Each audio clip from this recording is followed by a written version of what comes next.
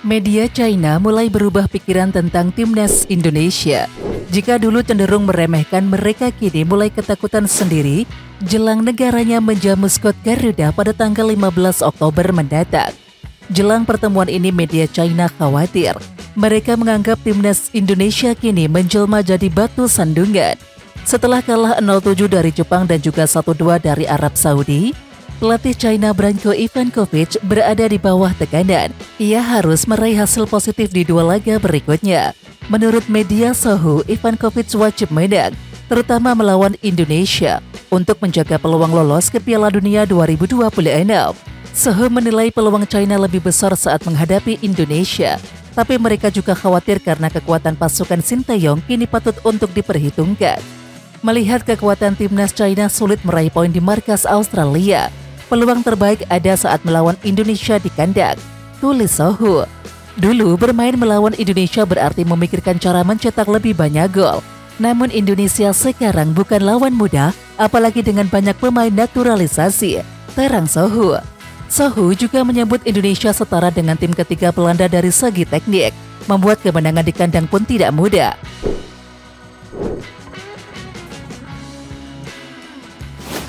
Media Inggris The Athletic menyoroti popularitas pemain diaspora timnas Indonesia yang diperlakukan fans Indonesia sebagai superstar. Sebagai contoh, menurut The Athletic, Martin Paes adalah kiper utama FC Dallas di Major League Soccer. Namun saat ia berjalan-jalan di jalanan kota Dallas, Texas, tidak ada satupun orang mengenalinya. Berbeda 180 derajat saat Paes berada di Indonesia untuk membela timnas Indonesia. Ini pertama kalinya saya menyadari betapa besarnya hal itu atau dukungan fans Indonesia, kata Martin Paes, sumber The Athletic. Anda melihatnya di internet, Anda lihat angka-angkanya dan tidak benar-benar memahaminya. Kemudian di sini, kami tidak bisa keluar hotel tanpa security, tambahnya. Ya, The Athletic bahkan menyebut fans Indonesia memperlakukan pemain akademi layaknya pemain reguler Real Madrid. Hal serupa juga terjadi pada Justin Hubner. Selain diri sendiri, keluarga terdekat pun terdampak oleh fanatisme fans Indonesia. Hubner mencontohkan ibunya, yakni Brigitte, yang dengan mudah mendapatkan banyak followers saat dibuatkan akun Instagram.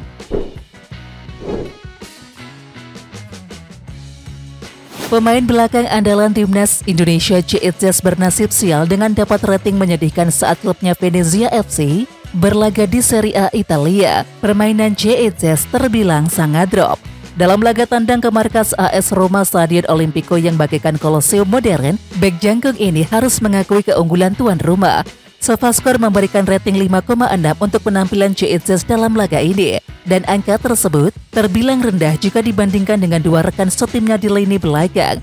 Namun perlu dicatat bahwa Venezia secara keseluruhan tampil kurang menggigit, terutama setelah interval. Duel sengit dengan Matias Saule di sektor tengah lapangan membuat JET harus menerima kartu kuning di babak pertama, dan insiden itu turut mempengaruhi performa keseluruhannya.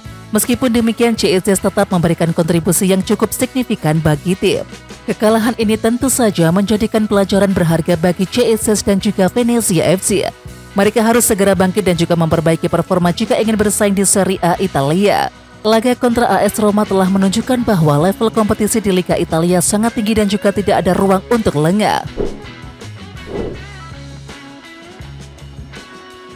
Sinteyong mengungkapkan satu hal yang membuatnya kurang nyaman di Indonesia. Pelatih asal Korea Selatan tersebut sekarang sudah hampir 5 tahun memimpin timnas Indonesia.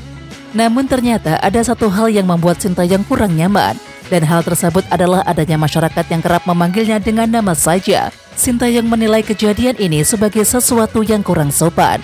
Pasalnya, seseorang tak boleh menyebutkan nama saja bila memanggil orang yang lebih tua di Korea Selatan.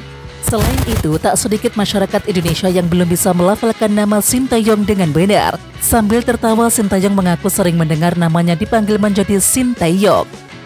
Bahkan anak-anak berusia 4-5 tahun di sini memanggil saya Sinteyong, seperti seorang teman. Mereka bilang ini yang disebut budaya. Tetapi saya merasa tidak enak saat pertama kali datang. Jika itu kita, bukankah kita akan memanggilnya pelatih Sinteyong? Namun di sini orang-orang dari segala usia dan jenis kelamin dapat dengan mudah dipanggil dengan nama depan mereka. Sebenarnya saya belum bisa terbiasa, kata Sintayong, sumber media asal Korea Selatan East Plus. Terlepas dari semuanya, Sintayong tetap menegaskan Indonesia adalah negara yang menyenangkan.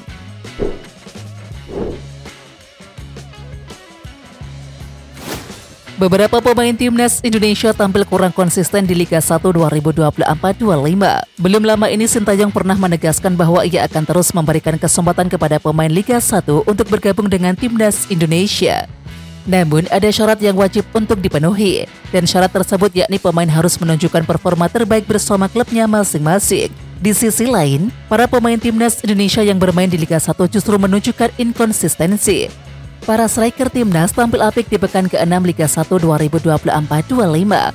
Contohnya yakni Hoki Caraka dan juga Dimas Derajat. Hoki Caraka sukses mencetak 2 gol dan juga membantu PSS meraih kemenangan 3-1 atas Arema FC. Namun penampilan Hoki Caraka pada pekan ke-7 bisa dikatakan cukup mengecewakan. Pemain berusia 20 tahun itu gagal mencetak gol padahal bermain penuh. Sama dengan Hoki Caraka, Dimas Derajat sukses mencetak gol ke gawang Persija Jakarta pada pekan ke-6. Dimas Derajat kemudian gagal mengulangi prestasi yang sama ketika Persib Bandung bertamu ke kandang Madura United pada pekan ke-7. Pemain timnas Indonesia lain yang bersinar di pekan ke-6 adalah Egy Maulana Fikri. Egy berhasil mencetak gol untuk Dewa United ke gawang Madura United. Hanya Egy gagal mencetak gol pada pekan ke-7 saat Dewa United dihadapkan dengan Persebaya Surabaya. Sementara itu Ramadan Sananta juga tak kunjung menunjukkan performa terbaiknya. Pemain Persis Solo itu baru mencetak 1 gol dari 7 laga yang dijalani di Liga 1 2024-25. Nasib serupa dialami oleh Witan Sulaiman. Dan Witan Sulaiman sejauh ini baru memberikan kontribusi 1 assist untuk Persija Jakarta.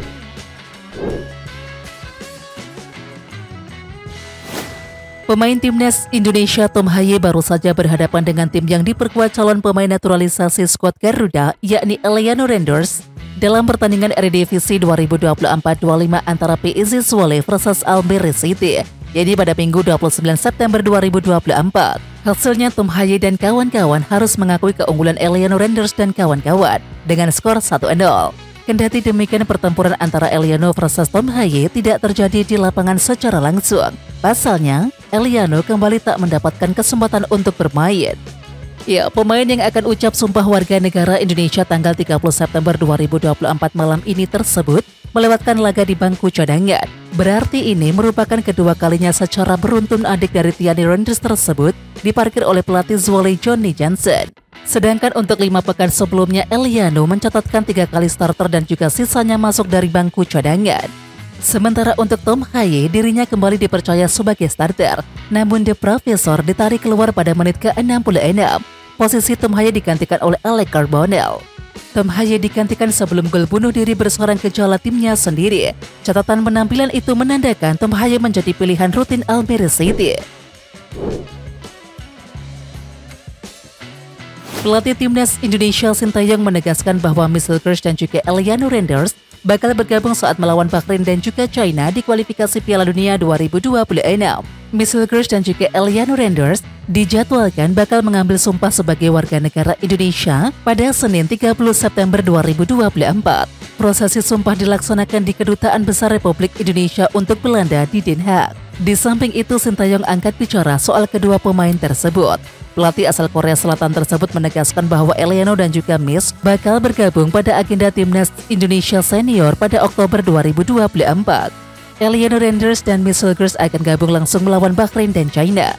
Ujar Sintayong usai laga timnas U20 Indonesia versus Yaman di Stadion Madia Jakarta, Minggu 29 September 2024 malam waktu Indonesia Barat. Hadirnya kedua pemain tersebut jadi modal berharga bagi timnas Indonesia. Kemampuannya diharapkan dapat memperkuat sektor pertahanan timnas Indonesia. Oke timnas lovers, siapa kita? Kita Indonesia. Ayo kita dukung terus sepak bola tanah air Indonesia. Jangan lupa dukung terus Garuda Raya Channel dengan subscribe, like, dan komen karena saran dan kritik kalian sangat bermanfaat untuk perkembangan channel ini. Tungguin video selanjutnya dari Garuda Raya Channel. Salam olahraga.